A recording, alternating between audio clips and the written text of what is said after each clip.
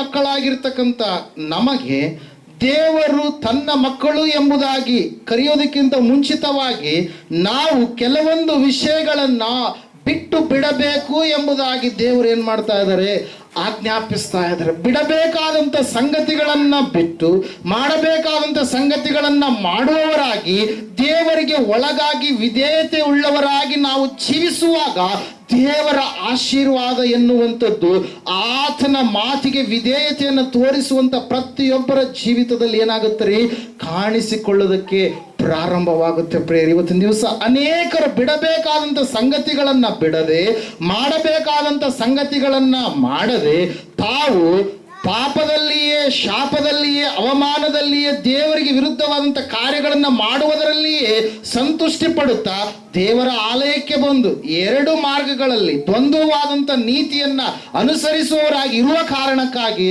ಅವರು ಒಂದು ವೇಳೆ ಈ ಲೋಕದ ಪ್ರಕಾರವಾಗಿ ದುಡಿಯುವಂಥವರೆಲ್ಲರಿಗೂ ಕೂಡ ಹಣ ಬರ್ಬೋದು, ಆದರೆ ನಿತ್ಯ ಜೀವ, ಸಮಾಧಾನ, ಆತನ ನಿತ್ಯವಾದಂಥ ಆಶೀರ್ವಾದದ ಕಾರ್ಯಗಳು ಹೊಂದಿಕೊಳ್ಳೋದಕ್ಕೆ ಸಾಧ್ಯ ಆಗೋದಿಲ್ಲ ಪ್ರೇರ. ಅದಕ್ಕಾಗಿ ಇವತ್ತಿನ ದಿವಸ ನಾವು ಧ್ಯಾನ ಮಾಡ್ಲಿಕ್ಕೆ ಹೋಗ್ತಾ ಇದ್ದೇವೆ.